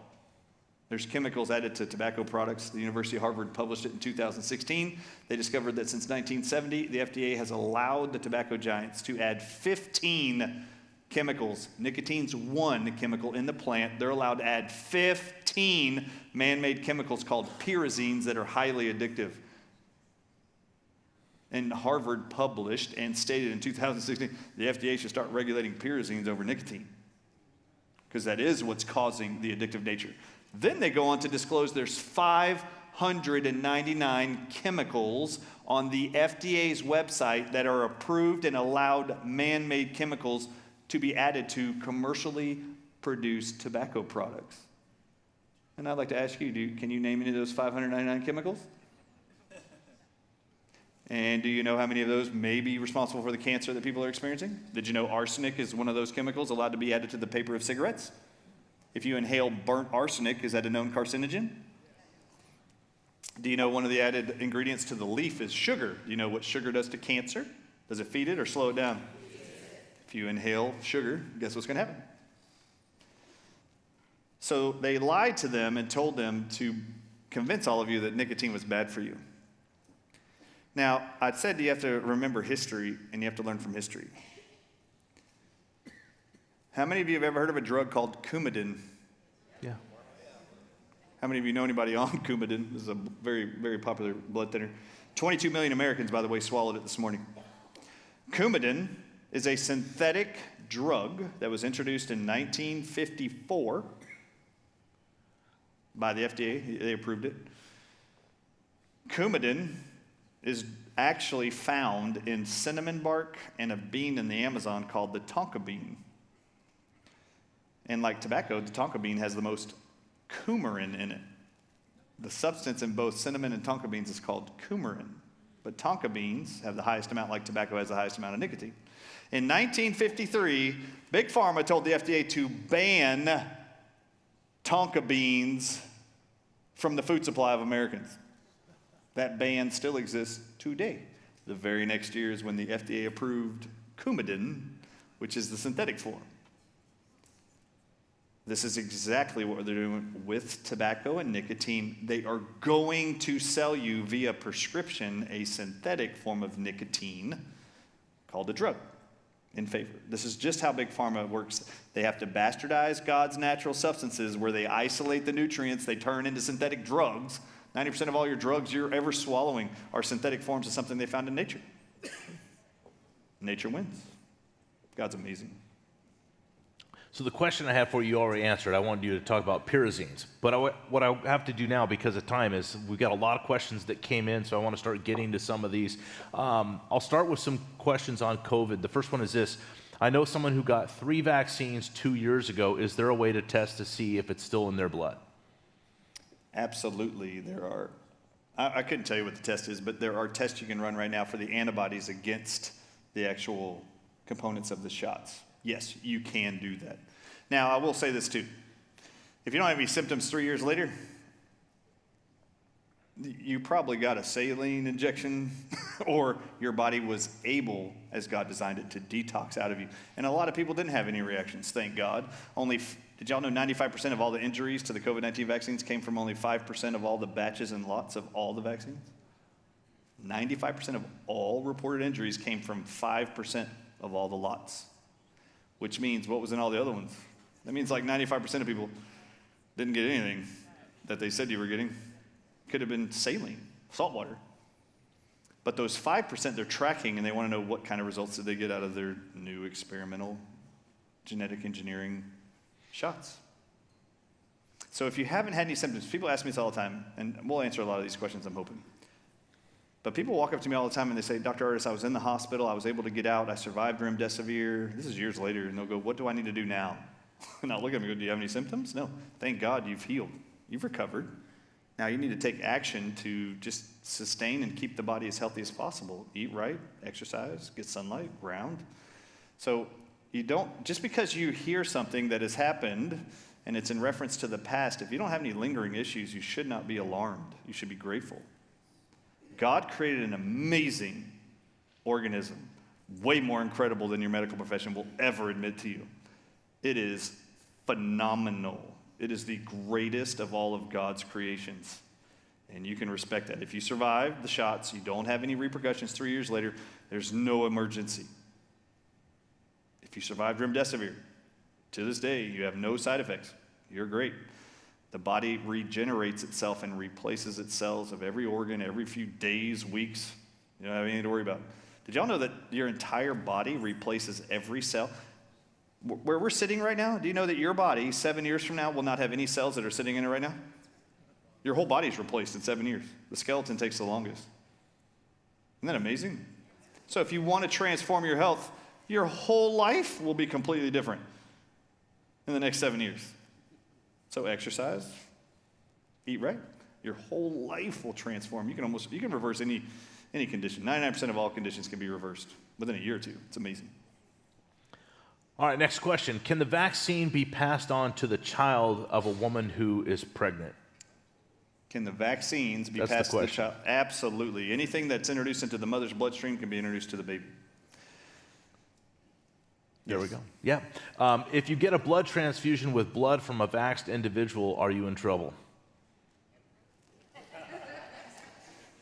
All right, so the question is, if you get blood from somebody who got a vaccine, you needed a transfusion, yeah, good luck finding out if that person was vaxxed or not, unless you've been preserving your own blood. It's going to be a hard one. I did a lot of interviews about this early on in COVID, trying to protect people when the vaccines came out. Yes, that's always a worry. I'd really have to tell you the 3 things I would recommend for anybody that got a blood transfusion and was thinking, I'm worried I might have vaccinated blood. You should be on the 3 things I created. And it's called biodefense, EDTA, and foreign protein cleanse. And there's reasons for that. You'll understand in the book why it's so important. And just so y'all know, what you guys heard of shedding from the vaccines, right? So as you heard RFK Jr. say, he was going to drop $500 million worth of funding to more mRNA research, which was great. Actually, in the articles, there's 2 remaining companies that are already still paying for self-amplifying mRNA that he's allowing them to continue. It's called Arcturus is one of them. So they're still funding this stuff, which I'm not okay with. So the concern about mRNA vaccines shedding is still going to be a worry because they're still talking about bird flu, measles being vaccines that are mRNA technology. So this concern about shedding is still a real thing. The shedding occurs not because the ingredients in the shot are being passed to you. You're not breathing it out of you or sweating it on them. No, the vaccinated individual, 100% of them have bacteria and yeast in their body. All of us do. But the vaccinated who have bacteria and yeast called E. coli or candida, they use those 2 bugs, naturally found in a whole lot of people. They actually grab the genetic material called mRNA vaccines. Heads up, there is no mRNA in any of the vaccines, by the way. It's called DNA plasmids. You'll learn about it in the book. I show you the government's documents. mRNA is not a thing. That is not in the shots. It's DNA plasmids. And if you want to learn how sheddings occur, and you have to go read DNA plasmid research for the last 50 years, which I did, and summarize it in the book and show you. DNA plasmids get drawn into bacteria and yeast, and then the DNA plasmid binds with the naked DNA in the bacteria and the yeast, and it changes the genetic code of the bacteria. And the instruction of that DNA plasmid, now combined with their DNA, tells it to produce the poison code of the genetic material that was added to their gene. And guess what the gene code is? Produce all the spike proteins of COVID. What were the spike proteins of COVID? 36 different animal venoms. And that bacteria and yeast, as long as it lives in your body and you feed it sugar and it divides and clones and clones and clones, the more bacteria and the colonies of bacteria and yeast, it's making more and more of that venom. This is why all the vaccinated who are injured are getting worse one day after another. The next question is, to address the shedding, it's not shedding. That's a word to make you all confused. You've heard of contagious, right? Are bacteria and yeast contagious? Can bacteria spread from you to your loved one? Can bacteria go from the breastfeeding mother's milk into their baby? Can you have sex with somebody and share your bacteria and yeast with them? Ask any woman with a vaginal yeast infection if their partner developed a jock rash. Yeah. Bacteria and yeast are the vector they're using to get the vaccinated to get you vaccinated with the same bacteria and yeast. And if you want to address it, you better be on either plant extracts that are in my biodefense, any of those, or you need to be on an antibiotic for that E. coli, or you need to be on an antifungal for the yeast. And there are certain ways to analyze for if you or anyone you've been around has shared with you that bacteria yeast. If you want to stop their suffering, you better go handle the vector they're using. This technology has been around for a long time, unfortunately. All right, next question. My 16-year-old granddaughter's having racing heart rate at rest intermittently. She's had 2 COVID jabs in a few years. Could that be related? Absolutely. And I'll tell you right now what I would recommend. So, number one, I would recommend N-acetylcysteine at 2,000 milligrams, Butcher's Broom extract, 1,000 milligrams a day, and then Gugu lipid extract at 1,000 milligrams a day, every day. 2 of those are in a product I created for those with heart issues called Cardio Flow, but you can go get those herbs somewhere else. Go get them isolated. Those are miraculous for helping heal the heart. All right, another question. As a classroom teacher, I feel there are more autistic children in our classrooms than ever before. Is there a correlation between the COVID vaccine and autism, or is it from childhood immunizations, or both? Yeah, so there's a direct link to several things, actually. Dr. Stephanie Seneff out of MIT, she's a professor there, wrote a book called Toxic Legacy that came out actually during COVID, and it's all about glyphosate, the pesticide, herbicide that's sprayed on all of our farms, and there's a direct link to glyphosate and childhood vaccines and the ever exponentially growing rate of autism. So glyphosate in the mother, glyphosate transfers to the baby in utero, the kid's now neurologically damaged. And yes, childhood vaccines are linked to it. So ridiculous. Aluminum, mercury is still found in some of the vaccines. Aluminum, formaldehyde. Did you know that one of the flu shots they give kids when they're 6 months old, the first ingredient in it is Medine Darby canine kidney cells? And do you know what a Medine Darby is? It's a Cocker Spaniel. Do you know what canine means? Dog. Cocker Spaniel, dog, kidney cells. So I'd like to ask you, how do you think that helps your kid beat a viral lung infection? Are you deficient in Cocker Spaniel kidney DNA? So absurd. Any of that stuff can create neurological damage. The number one ingredient in all the vaccines, COVID and childhood vaccines that leads to autism, is polysorbate 80 and any polyethylene glycol with a number ingredient on those labels. Polysorbate 80 is in most of them. It's in every one of the COVID-19 vaccines. In Pfizer and Moderna, it was called PEG 2000, polyethylene glycol 2000. Johnson & Johnson was polysorbate 80. All of those are polysorbates, and polysorbates are only put in vaccines. They publish this to punch holes in your blood-brain barrier. The one thing God gave you to protect your nervous system.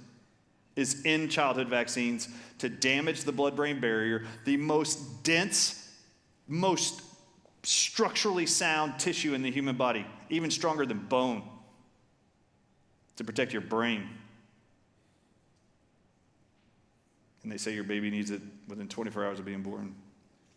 Oh, anybody in here older than 60, 70?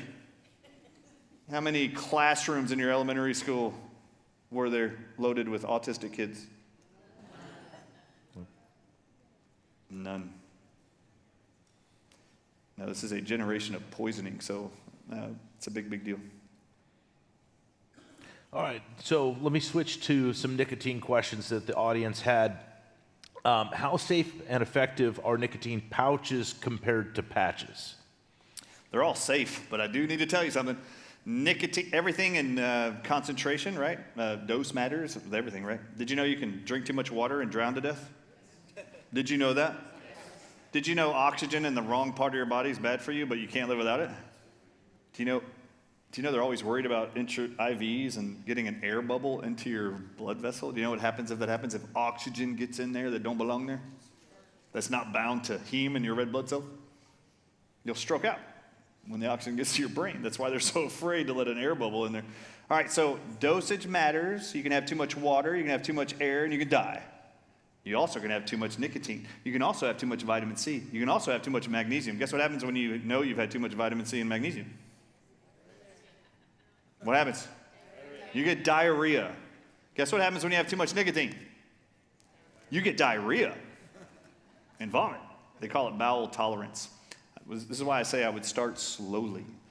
Actually, Tucker Carlson was meeting with Alex Clark last month, and she goes, well, I just had this great guy, Dr. Ardis, in here talking about nicotine. And she goes, I think you've talked me into trying it, Tucker. And she goes, so let me try it. And he goes, this is a 9 milligram mint. I don't think I'd give that to you. I'm not going to lie to you, but you might get nauseous on that dose. Yeah.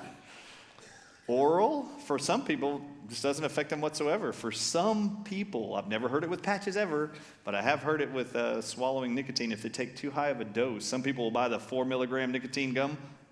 There's only 2 and 4, for those of you that don't know. I had to learn all this too. There's 2 milligram gum, 4 milligram gum. Some people buy the 4 milligram just thinking they're all the same and start chewing it. I have never said do that. And there's a reason. My wife's done it. I've done it. It don't feel good. You're just like, wait, what? Something's wrong here. You ever had food poisoning? Are the symptoms of food poisoning bad for you? No. That's how God designed you, to get rid of poisons. Nicotine is detoxing massive amounts of poison out of your body. So all of us have been poisoned our whole life. You might want to take it slowly. You ever heard of the Herxheimer reaction with parasite detoxes? Slowly is often better. And so anyway, just take it slowly. That's what I recommend. Do you have a brand of patches and a brand of pouches that you recommend? I do. All right. Do you know where they're found? Where? Chapter 13 in my book. All right, no, but I will answer it. So there are certain brands that we had to look at because as more and more people were listening to me. Now you have to listen. Is it not shocking to you? Cigarette smokers were the most immune humans on earth to get COVID or die from COVID. Okay. They're smoking cigarettes with 599 chemicals in them and 15 pyrazines that make them addictive. And these people still didn't get COVID. To this day, they're still the least represented group of human by any demographic category. They're the least to ever get COVID or die from COVID. And they're puffing on 599 chemicals in addition to the nicotine. I am just a little more anal. So when I'm like, you know what, there's different types of gums, patches, mints, I am really determined to make sure I don't give any recommendations of things I wouldn't use myself. So I'm very cautious about other ingredients in manufactured products, supplements, patches, gums. I always look at the other ingredients.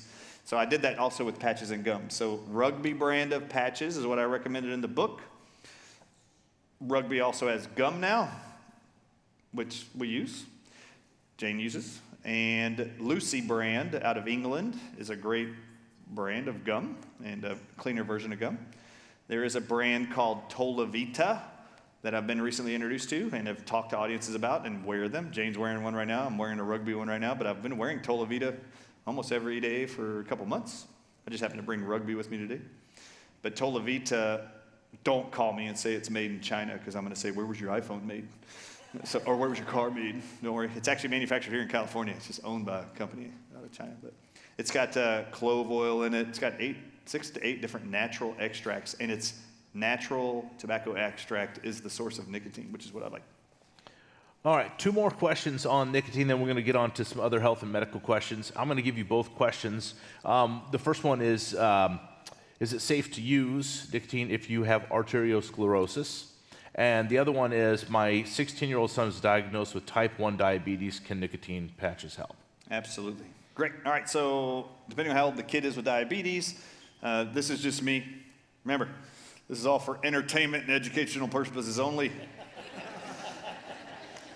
But any children 2 to 12, I always say I would start with 1 milligram to 3 milligram of nicotine patches. I would start with 1. Remember, it's a slower delivery. I would start with 1 milligram patches. And I've had oncologists actually call me and say they couldn't get their grandchild over whooping cough for 7 days, and they called me. And I said, they're like, anything else you can think of before I take him to the ER? Yeah. Did you put a nicotine patch on him yet? And they were like, what? I never even thought of that. Do you have nicotine patches on you? Yes, in my purse. I never thought about giving it to a kid. Now, remember, anybody out there going, he's recommending nicotine for a kid? Do you remember what I told you about French fries and ketchup? Chicken nuggets and ketchup? You're giving your kids nicotine all the time. Get over it. You just didn't know it. So 1 milligram nicotine patches up to 3 is what I would do. But this doctor gave her granddaughter 1 milligram snip of a nicotine patch, and in 5 minutes, her whooping cough she struggled with for 7 days stopped. Within 24 hours, completely cured. Diabetes, by the way, in chapter 13 of my book, whoever asked that great question about type 1 diabetes, it is published that nicotine alone can improve the beta cells of the pancreas to make insulin to reverse type 1 diabetes. So you can't do it, but you can use it. I've had so many adults actually walk up to me and go, I've had insulin resistance, or I've had so much insulin I have to take every day for my type 1 diabetes. Once I started your nicotine patches, they're not mine. I don't even own any. But they say, when I tried your nicotine stuff, oh my God, my insulin requirements are down, my A1C is down, and I'm not doing anything but the nicotine. Yeah, I know, it's pretty amazing. But I will tell you, with diabetes, there's something very important you understand. Chromium and vanadium are 2 minerals that the beta cells of the pancreas require to make insulin. So you should have them on chromium and vanadial sulfate at a bare minimum, along with the nicotine. And then the arteriosclerosis. Oh, arteriosclerosis is absolutely safe. Nicotine is absolutely safe, yes. Oh, did you know it was published? Oh, this is awesome.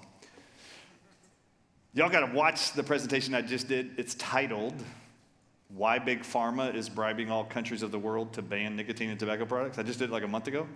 There's a medical textbook summarizing 500 years of tobacco and nicotine use in orthodox medicine, conventional medicine. And they publish every year what diseases tobacco and nicotine are known to cure medical conditions. And every heart condition is in it, including atherosclerosis, arteriosclerosis. Did you know that nicotine from the tobacco plant was published in 2021? To be antimicrobial, antibacterial, antifungal, antiparasitic. Actually, the word is antihelminthic. It kills tapeworms. And is cardioprotective and neuroprotective.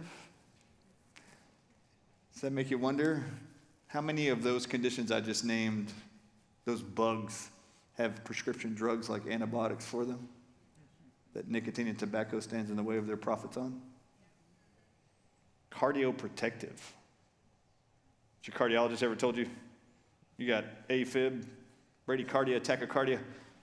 Go to the pharmacy and get some over-the-counter nicotine patches?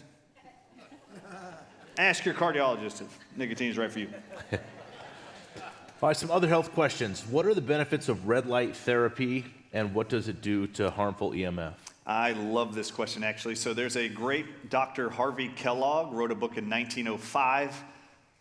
Actually, when I get questions like this, I'm always like, how does my brain remember this stuff? It's because I wasn't vaccinated since 1986. Okay. Still got it all. Oh, you want to know another key to keeping your brain in sanity? I'm not kidding. And your common sense and rational thought that God gave you, and your free agency He gave you. Turn off your television. Stop watching the news. I'm telling you, that is the. If y'all don't know that's a tool for programming the mind and your belief systems, just turn it off. It's amazing. I haven't watched a newscast ever in my whole life. Ever. I've never watched one. Ever. Never watched one. Ever. Never. People are like, wait, you don't check the weather? Why? I just got to open up my curtain. And when have they ever been right? Could you imagine that job, by the way, a meteorologist?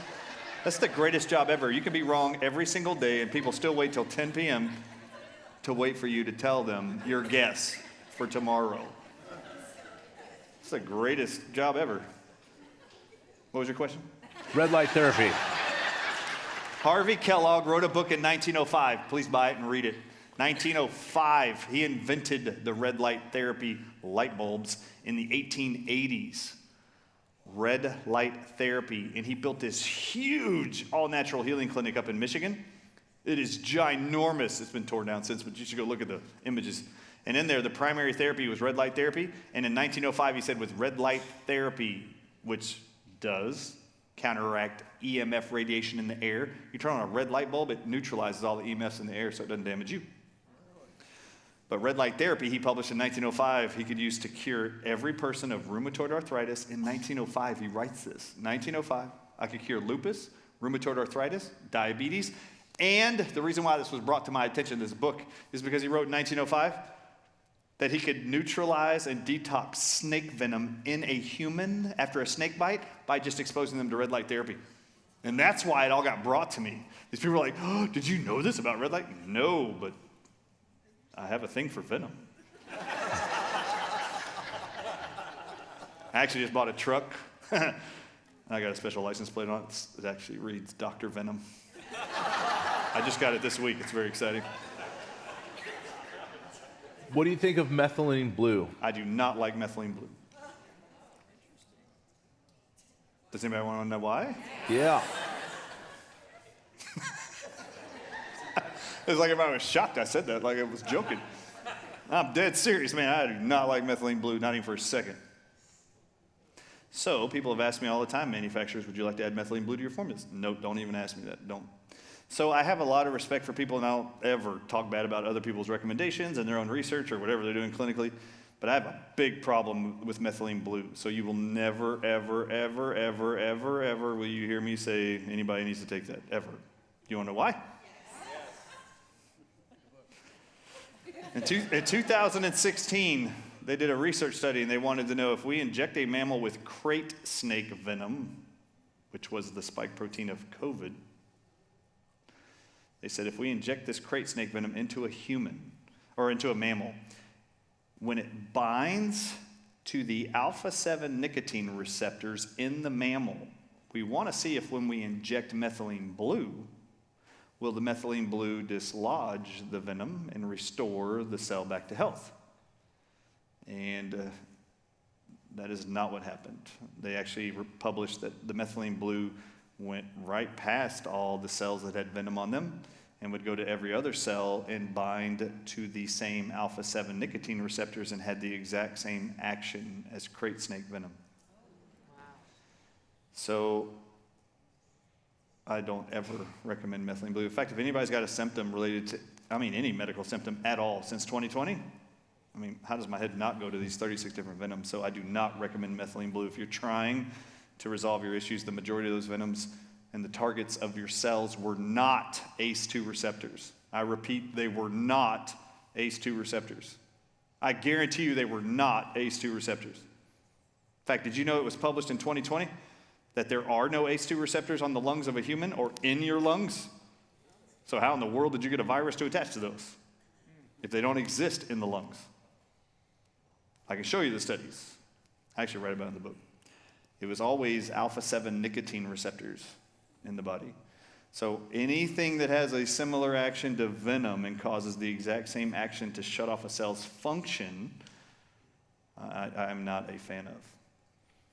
Plus, do you know what methylene blue was originally made for? Why is denim blue?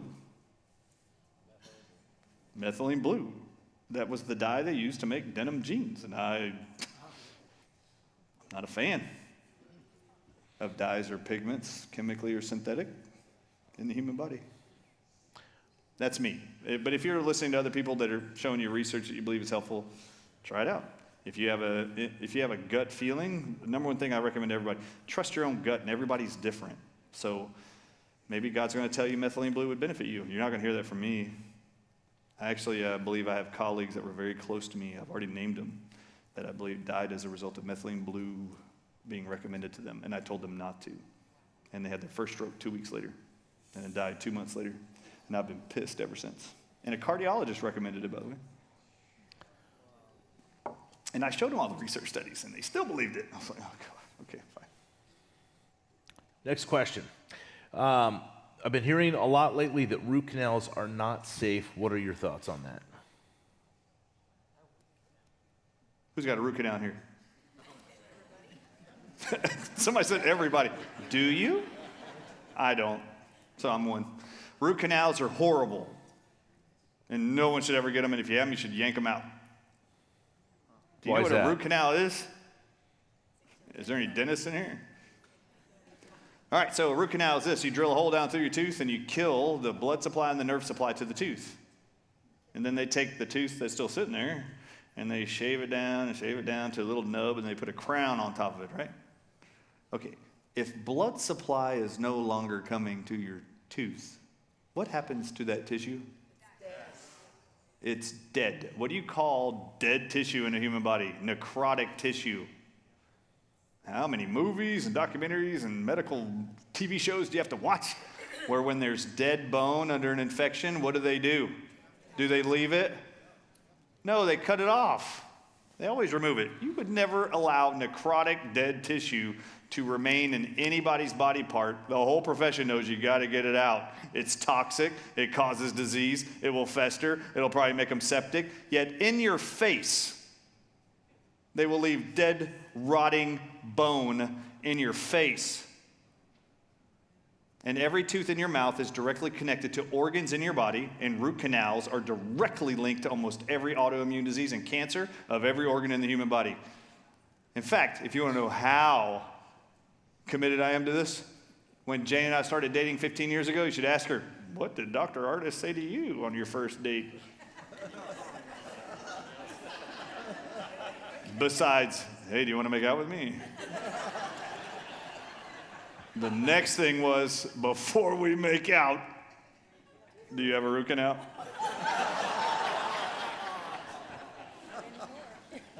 And she'll tell you what we did. We took her straight to a biological dentist and made sure they took it out.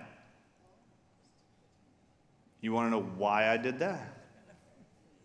Do you really think there's this woman that I really adore and love? Do you really think I would want to spend any part of our life together where she might develop an autoimmune disease or chronic illness in the future that I could avoid? Oh, it was a no-brainer. I went and ripped out her amalgam fillings and silver fillings, ripped out the root canal. Implants are way safer, way better. It's even safer just to rip it out and not put anything in.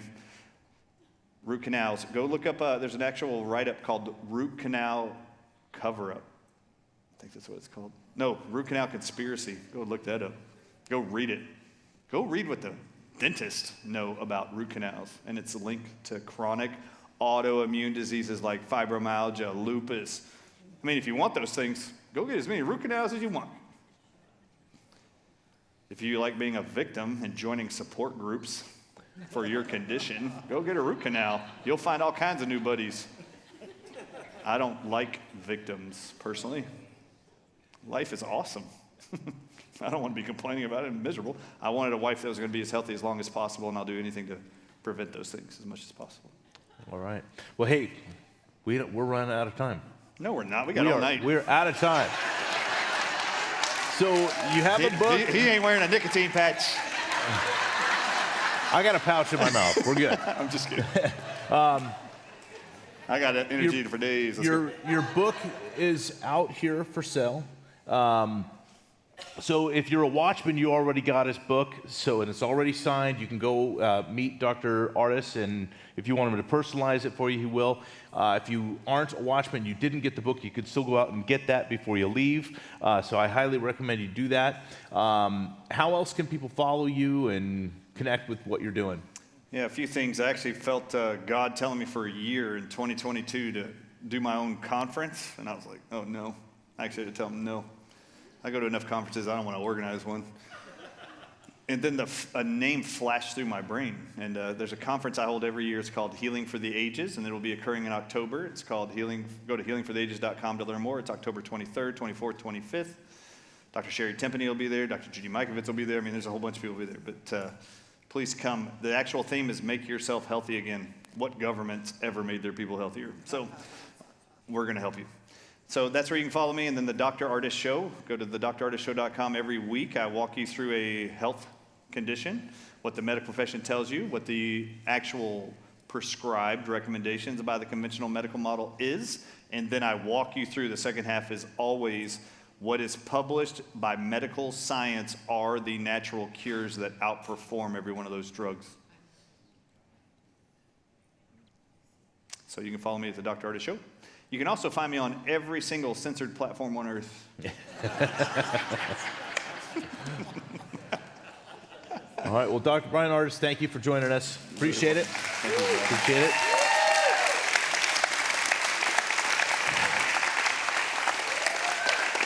So they're gonna take him out right now. He's gonna go out and be ready to meet with you. If you want to meet with Dr. Bryan Ardis, you're gonna line up right over here and go out that door. If you're not gonna meet with him, you'll go out that door. I want to thank you all for joining us tonight.